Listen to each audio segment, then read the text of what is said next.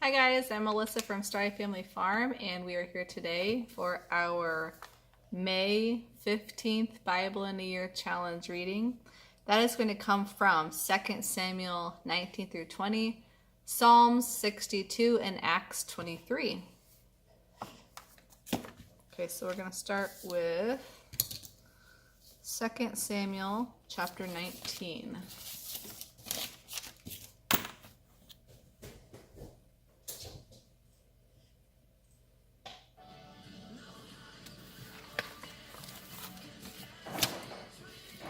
Job rebukes the king. Word soon reached Job that the king was weeping and mourning for Absalom. As the troops heard of the king's deep grief for his son, the joy of that day's victory was turned into deep sadness. They crept back into the city as though they were ashamed and had been beaten in battle.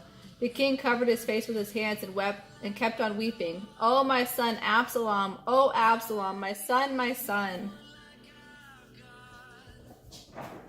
Then Job went to the king's room and said to him, "We saved your life today, and the lives of your sons, your daughters, and your wives and concubines. Yet you act like this, making us feel ashamed, as though we had done something wrong. You seem to love those who hate you, and hate those who love you. You have made it clear today that we mean nothing to you. If Absalom had lived and all of us had died, you would be pleased. Now go out there and congratulate the troops, for I swear by the Lord that if you don't, not a single one of them will remain here tonight. Then you'll be worse off than you have ever been." So the king went out and sat at the city gate, and as the news spread throughout the city that he was there, everyone went to him. Meanwhile, the Israelites who supported Absalom had fled to their homes. And throughout the tribes of Judah, there was much discussion and argument going on. The people were saying, "The king saved us from our enemies, the Philistines, but Absalom chased him out of the country. Now Absalom, whom we anointed to rule over us, is dead. Let's ask David to come back and be our king again." Then King David sent Zadok and Abiathar, the priests, to say to the leaders of Judah, "Why are you the last ones to reinstate the king? For I have heard that all Israel is ready, and only you are holding out. Yet you are my relatives, my own tribe, my own flesh and blood. Why are you the last ones to welcome me back?" And David told them to tell Amasa, "Since you are my nephew, may God strike me dead if I do not appoint you as commander of my army in place of Job." Then Amasa convinced all the leaders of Judah, and they responded unanimously. They sent word to the king, "Return to us and bring back all those who are with you."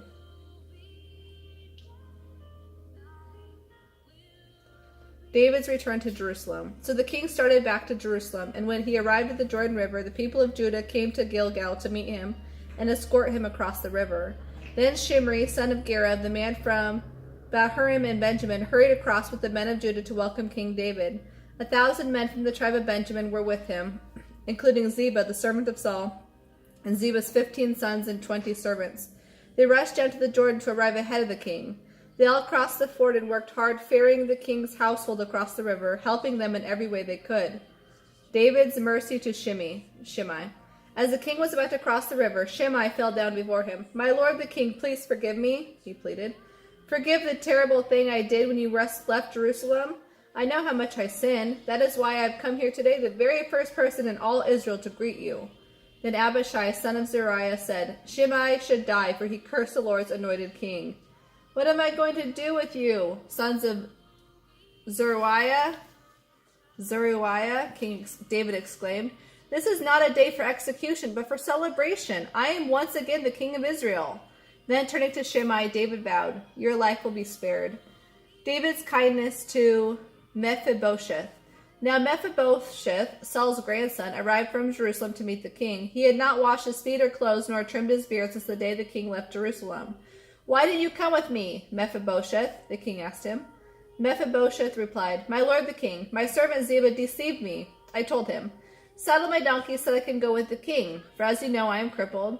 Ziba has slandered me by saying that I refused to come.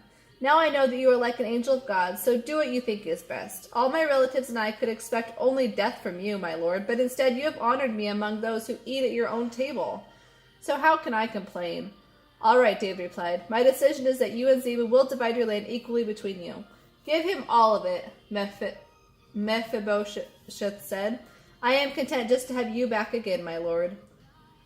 David's kindness to Barzillai. Barzillai of Gilead now arrived from Rogelim to conduct the king across the Jordan. He was very old, about 80, and very wealthy. He was the one who had provided food for the king during his stay in Mahanaim. "Come across with me and live in Jerusalem," the king said to Barzillai. "I will take care of you there." "No," he replied. "I am far too old for that. I am 80 years old today, and I can no longer enjoy anything.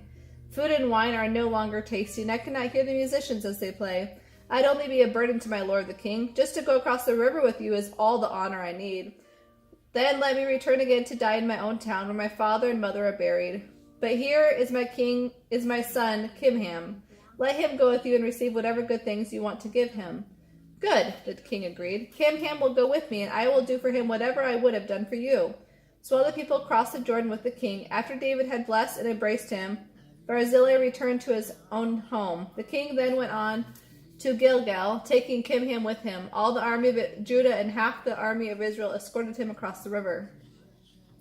An argument over the king. But the men of Israel complained to the king that the men of Judah had gone to do most of the work in helping him cross the Jordan. "Why not?" the men of Judah replied. The king is one of our own tribe. Why should this make you angry? We have charged him nothing, and he hasn't fed us or even given us gifts." "But there are 10 tribes in Israel," the others replied. "So we have 10 times as much right to the king as you do. Why did you treat us with such contempt? Remember, we were the first to speak of bringing him back to be our king again." The argument continued back and forth, and the men of Judah were very harsh in their replies. And chapter 20,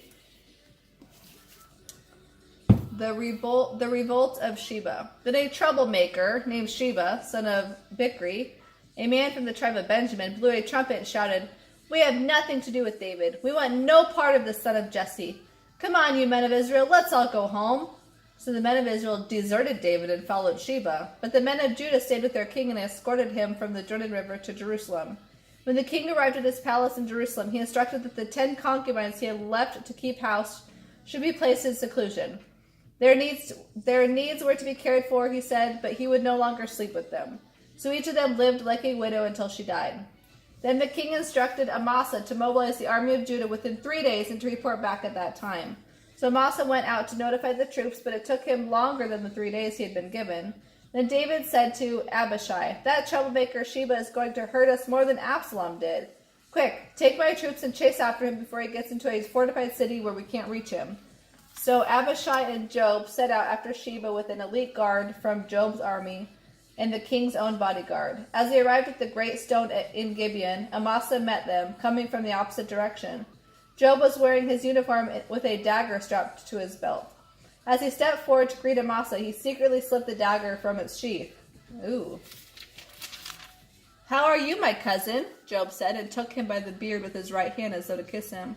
Amasa didn't notice the dagger in his left hand, and Joab stabbed him in the stomach with it so that his insides gushed out onto the ground.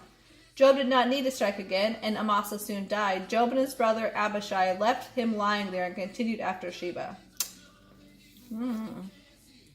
One of Joab's young officers shouted to Amasa's troops, "If you are for Joab and David, come and follow Joab." But Amasa lay in his blood in the middle of the road. And Joab's officer saw that a crowd was gathering around to stare at him. So he pulled off the road into a field and threw a cloak over him.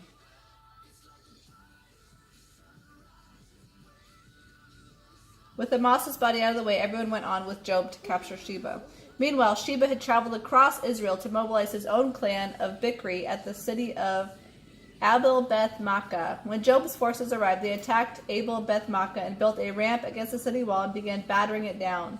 But a wise woman in the city called out to Joab, "Listen to me, Joab. Come over here so I can talk to you." As he approached, the woman asked, "Are you Joab?" "I am," he replied. So she said, "Listen carefully to your servant." "I'm listening," he said. Then she continued, "There used to be a saying, if you want to settle an argument, ask advice of the city of Abel. I am one who is peace-loving and faithful in Israel. But you are destroying a loyal city. Why do you want to destroy what belongs to the Lord?" And Joab replied, "Believe me, I don't want to destroy your city. All I want is a man named Sheba, son of Bichri, from the hill country of Ephraim, who has revolted against King David. If you hand him over to me, we will leave the city in peace." "All right," the woman said, "we will throw his head over the wall to you."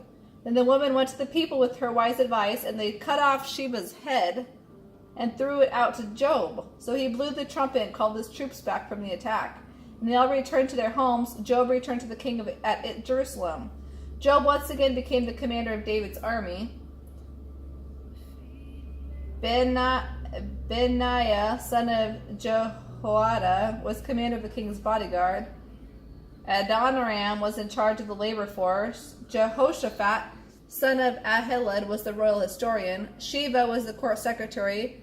Zadok and Abiathar were the priests. Ira the Jerite was David's personal priest. Okay. And Psalms 62.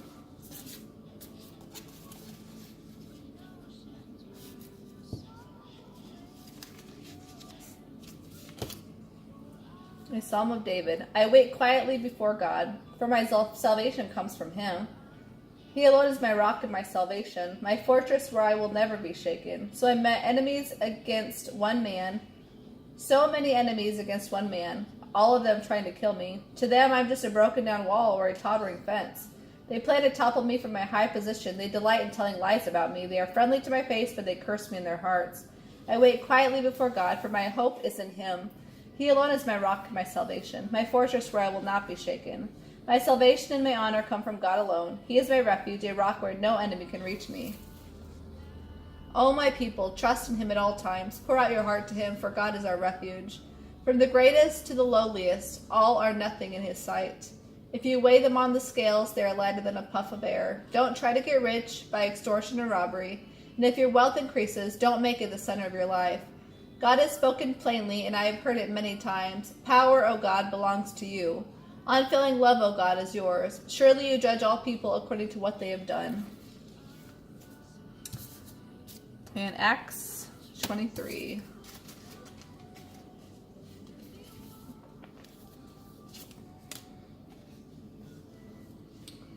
Gazing intently at the high council, Paul began, Brothers, I have always lived before God in all good conscience. Instantly, Ananias the high priest commanded those close to Paul to slap him on the mouth. But Paul said to him, God will slap you, you whitewashed wall. What kind of judge are you to break the law yourself by ordering me struck like that? Those standing near Paul said to him, Is that the way to talk to God's high priest? I'm sorry, brothers, I didn't realize he was the high priest, Paul replied. For the scriptures say, Do not speak evil of anyone who rules over you.